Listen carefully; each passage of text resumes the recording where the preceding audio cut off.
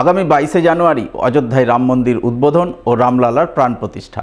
তাই রামলালার প্রাণ প্রতিষ্ঠার প্রাক্কালে শনিবার মালদায় এসে পৌঁছালো শ্রী রামচন্দ্রের প্রতীকী পাদুকা। সেই পূর্ণ পাদুকাকে ঘিরেই এদিন দিনভর পুজোপাঠ, ধর্মীয় আলোচনা সভা অনুষ্ঠিত হলো পুরাতন মালদার শাহপুর এলাকার এক বেসরকারি হোটেলে। উপস্থিত ছিলেন জেলা বিজেপির একাধিক নেতৃত্ব সহ বিভিন্ন ধর্মীয় প্রতিষ্ঠানের প্রধানরা। এ প্রসঙ্গে বিজেপির নেতা অম্লান ভাদুরী বলেন, আগামী 22শে জানুয়ারি অযোধ্যায় রাম মন্দির উদ্বোধন হবে। তার প্রাক্কালে ওঙ্কারনাথ মিশন পরম্পরা সংগঠনের সদস্যরা শ্রী রামচন্দ্রের প্রতীকী পাদুকা নিয়ে দেশের বিভিন্ন প্রান্তে ঘুরছেন, পুজোপাঠ করছেন, রাম ভক্তদের মধ্যে ধর্মীয় ভাবাবেগ তৈরি করছেন। এমনই ধার্মিক কর্মকাণ্ড আজ মালদায় চলছে, যা মালদা বালুরঘাট শিলিগুড়ি হয়ে অযোধ্যায় পৌঁছবে।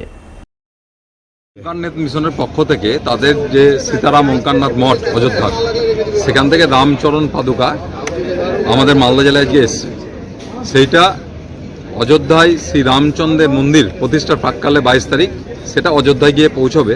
বিভিন্ন সিটি জেলা ঘুরে আজকে মালদায় পৌঁছেছে, তার এখানে পূজন হচ্ছে এবং বিভিন্ন সনাতনী সংগঠন মালদা জেলা, ভারত সেবাশ্রম সংঘ থেকে আরম্ভ করে ইসকন, বিভিন্ন সংগঠন, সাঁওতাল সংগঠন যেমন মারাং বিদিং সমাজ থেকে আরম্ভ করে ভগবান বিরসা মুন্ডার যারা ফলোয়ার্স আছে তারা থেকে আরম্ভ করে সমস্ত সনাতনী যারা, সকল সনাতনী রাজবংশী যারা আছেন তারা সকলে মিলে আজকে এর পূজন করবে এবং এইটা তারপর এখান থেকে বালুরঘাট শিলিগুড়ি হয়ে সেটা আমাদের আবার অযোধ্যায় পৌঁছাবে 22 তারিখ মন্দির প্রতিষ্ঠার প্রাক্কালে।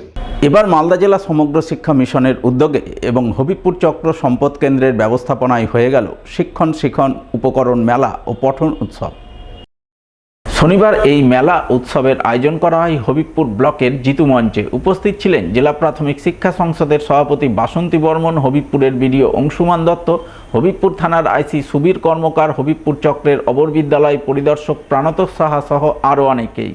এদিন তারা সকলে মিলে প্রদীপ প্রজ্বলনের মাধ্যমে শিক্ষণ মেলা ও পঠন উৎসবের সূচনা করেন। সূচনার পরপরই হবিবপুর চক্রের সমস্ত প্রাথমিক বিদ্যালয় ও শিশু শিক্ষা কেন্দ্রের পড়ুয়ারা তাদের বিভিন্ন হাতের কাজের প্রদর্শনী তুলে ধরে। সেই সঙ্গে বিভিন্ন প্রতিযোগিতায় অংশ নিয়ে সকলের নজর কাড়ে ছাত্রছাত্রীরা। হবিবপুর সার্কেলের সমস্ত primary school, high school, MSK, SSK সমস্ত স্কুলকে নিয়ে এখানে একটা বাচ্চাদের যে টিএলএম মেলা, হাতের কাজ তারা নিজে হাতে করে সেটা দেখানো হচ্ছে। এর ফলে বাচ্চারা নিজের হাতে যে কাজটা করছে সেইটা সম্বন্ধে তাদের পরিষ্কার ধারণা হচ্ছে এবং পড়াশোনা তাদের কাছে আনন্দদায়ক হচ্ছে। তাছাড়াও এখানে একসঙ্গে কাজ করে তারা একটা গ্রুপ তৈরি হচ্ছে, একে অপরের সঙ্গে ভাব বিনিময় হচ্ছে। তাছাড়াও ওরা যখন একসঙ্গে হয়ে এখানে দেখছে যে আমরা শুধু না, আমাদের মতো আরও খুদে বাচ্চারা তারাও কী কী তৈরি করেছে তারা চোখের সামনে সেটা দেখতে পাচ্ছে। অন্যদিকে ছাত্র সপ্তাহ উপলক্ষে শনিবার ফুড ফেস্টিভ্যাল হয়ে গেল পুরাতন মালদার কাদিরপুর কিরণময়ী প্রাথমিক বিদ্যালয়ে। ফুড ফেস্টিভ্যাল শুরুর প্রাক্কালে বিদ্যালয় কর্তৃপক্ষের তরফে ছাত্র সপ্তাহ পালনের অঙ্গ হিসাবে প্রথমে বসে আঁকো, আবৃত্তি ও হাতের লেখা প্রতিযোগিতার আয়োজন করা হয়। প্রতিযোগিতা পর্ব শেষ হতেই ফুড ফেস্টিভ্যালের আয়োজন চোখে পড়ে। রাঁধুনিরা পিঠেপুলি, মুড়ি ঘুগনি, মিষ্টি তৈরি করেন, যা ছাত্রছাত্রীদের পাতে পরিবেশন করা হয়। স্বভাবতই ছাত্রছাত্রী মহলে খুশির হাওয়া বয়ে যায়, তা বলাই বাহুল্য। আজকে আমাদের স্কুল হচ্ছে মালদা সার্কেলের কাদিরপুর কিরণময়ী প্রাথমিক বিদ্যালয়। আজকে 1 তারিখ থেকে 1 জানুয়ারি থেকে 8 জানুয়ারি পর্যন্ত একটা সরকারি অনুমতি সরকারি হিসাব মতো আমাদের একটা স্টুডেন্ট উইক পালন হচ্ছে। সেই স্টুডেন্ট উইকে আজকে হচ্ছে খাদ্য উৎসব।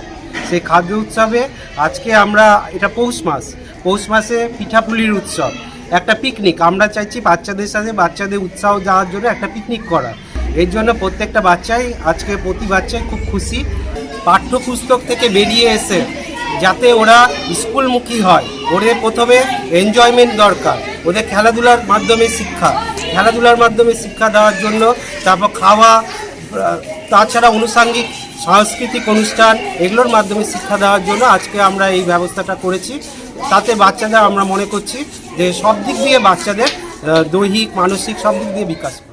অন্যদিকে আগামী 10ই জানুয়ারি থেকে 13ই জানুয়ারি ইংরেজবাজারের কোতোয়ালির জোত আরাপুর পরেশনাথ উচ্চ বিদ্যালয়ে প্রতিষ্ঠা দিবস পালিত হতে চলেছে সাড়ম্বরে। শনিবার তারই প্রারম্ভিক পর্বের সূচনা হলো এক রক্তদান শিবিরের মাধ্যমে। শিবিরে বিদ্যালয়ের শিক্ষক, অশিক্ষক কর্মী সহ প্রাক্তন ছাত্ররা রক্তদান করেন। এদিনের এই রক্তদান শিবিরে উপস্থিত ছিলেন ইংরেজবাজার পৌরসভার কাউন্সিলর গৌতম দাস, জোত আরাপুর পরেশনাথ উচ্চ বিদ্যালয়ের সহকারী প্রধান শিক্ষক অভিজিৎ আচার্য সহ অন্যান্যরা। আজকে আমাদের জোতালাপুর পরেশনাথ উচ্চ বিদ্যালয়ে 155টি মুক্তি উৎসব, যেটা শুরু হচ্ছে 10, 11 এবং 12 তারিখ থেকে, তারই প্রারম্ভিক একটা সামাজিক যে কর্তব্য বা দায়িত্ব সেটা পালনের হিসেবে আমরা আজকে রক্তদান শিবিরের মধ্যে দিয়ে আমাদের 155 যে প্রোগ্রাম সেটা আমরা সূচনা আজকে করলাম। এবং আমরা সবাইকে অনুরোধ করছি যে আপনারা প্রত্যেকে এই অনুষ্ঠানে এসে উপস্থিত হন। এই অঞ্চলের যারা অধিবাসী আছেন, অভিভাবকবৃন্দ আছেন, তাদেরকে অনুরোধ করছি তারা যেন এই অনুষ্ঠানে আসেন এবং তাদের ছেলে মেয়েদের যেন এই অনুষ্ঠানে পাঠান। পুরাতন মালদার গৌড় কলেজের নবীনবরণ ও বার্ষিক সাংস্কৃতিক অনুষ্ঠান হয়ে গেল শনিবার। নবীনবরণ উপলক্ষে আয়োজন করা হলো এক জমজমাট সাংস্কৃতিক অনুষ্ঠান। প্রথম পর্বের অনুষ্ঠান মঞ্চে নাচ গান পরিবেশন করে সকলের নজর কাড়লেন কলেজ ছাত্রছাত্রীরা এবং সন্ধ্যায় দ্বিতীয় পর্বের অনুষ্ঠানে মঞ্চ মাতাতে হাজির থাকছেন মুম্বাই থেকে আগত প্রখ্যাত সঙ্গীত শিল্পী অমিত মিশ্র। এমনটাই জানালেন গৌড় কলেজের অধ্যক্ষ ডক্টর অসীম কুমার সরকার।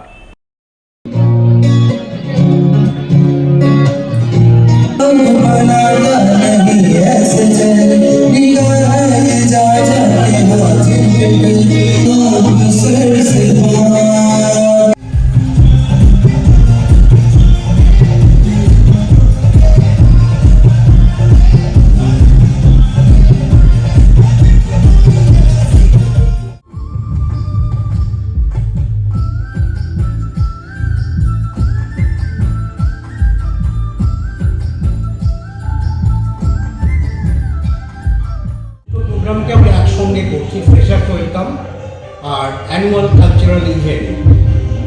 তো আমাদের শেষ কালচারাল ইভেন্ট হয়েছিল কোভিডের আগে। কোভিডের পরবর্তী সময় কালচারাল ইভেন্ট আমরা করতে পারিনি, এক হচ্ছে কোভিডের জন্য এবং তারপরে বিভিন্ন রকম কারণের জন্য। 4 বছর পরে আবার কালচারাল ইভেন্টটা হচ্ছে। আমরা বম্বে থেকে একজন ভালো সিঙ্গারকে নিয়ে আসছি, যে বিভিন্ন রকম ফিল্মে গান টান করেছেন, অমিত মিশ্র। তো আশা করছি যে প্রোগ্রামটা খুব সাকসেসফুলি বা সফল হবে।